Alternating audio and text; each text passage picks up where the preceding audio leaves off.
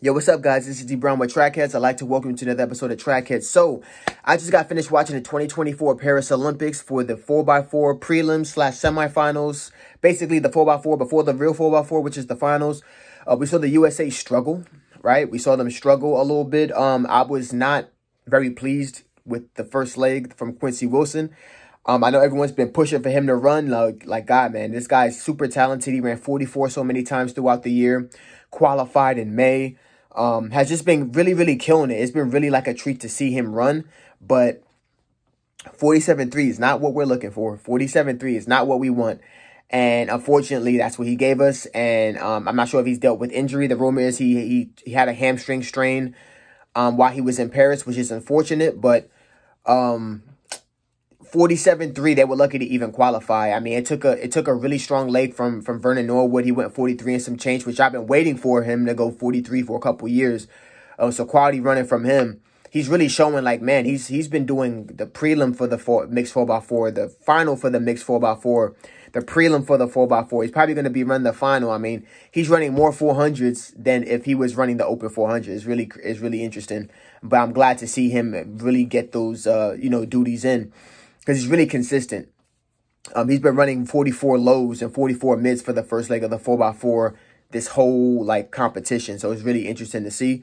But yeah, that 47, it's not going to be able to fly in the finals. It's not going to be able to fly because we don't have three guys right now. I feel like that can split 43 to make up for that. And we shouldn't have to, I'm really interested to see who they're going to replace on this 4x4. We had first leg Quincy Wilson, then Vernon Norwood, to Bryce Dedman, to Christopher Bailey. And he did a great job. Everyone looked pretty good. Dedman looked pretty good. Dedman's working when that head starts jerking.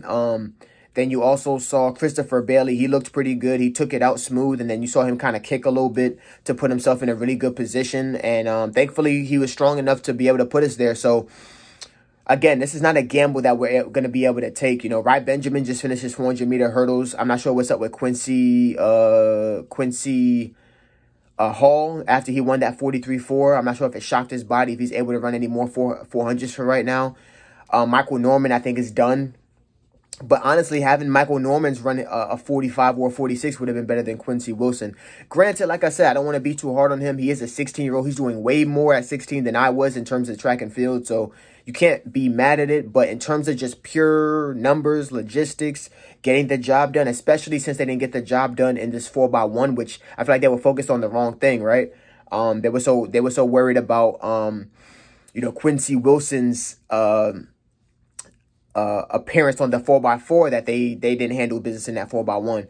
And that's just a totally different subject. But my case stands that I think Quincy Wilson, I think he just needs to be taken off. I think it's a great experience. Prelims, you got the job done, cool. Now let the people who have been at this level before, let them go win, because obviously, the relay coaches, their asses on the hot seat.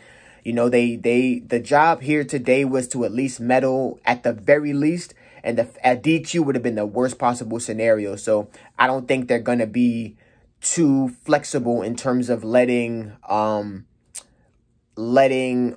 things kind of fly the way that they did in this prelim. So I think they're gonna bring Rai Benjamin in. I think they're going to see if Quincy Hall can come in. If not, then they're gonna just take Quincy Wilson out and put Rai Benjamin in. I think the order is going to be Vernon Norwood to Christopher Bailey to Bryce Dedman to Rai Benjamin to finish it off, because he's a pretty good finish. So I'm really interested to see how that goes. So yeah, man, that's just my recap of the men's 4x4 prelim / semifinal. It should be a good one. We have a lot of competition. But I definitely think the U.S. have a really good a really good chance to win if Botswana doesn't get in their way, which is another thing I want to kind of say before I get out of here. Botswana has the likes of the 200-meter demon that beat Noah Lyles and beat Kenny Benerick on their squad in Lesile Tobogo. And he's run 44.2 in the open, not when he was in 19.4 shape, to be able to handle all those rounds. So they want to thank goodness that they have him at first leg, because I feel like if he's on second, third, or fourth leg and there's somebody ahead of him, that boy's going to go 43 super low. So they need to be careful. They need to make sure that they put their right people in the right spots, because if not, then we're going to be, looking at the bootstraps of Botswana, because they actually put together a really quality 4x4 this year. They made sure they qualified, and that dude's here for a vengeance. He's not playing. Like, I think the fact that Noah Lau's been talking so much and him losing his mom has lit a flame under him. And he just wants to win like everybody else. So definitely going to be interesting. But yeah, guys, thank you guys for watching. This is D Brown with Trackheads with my 4x1 prelim / semifinals recap.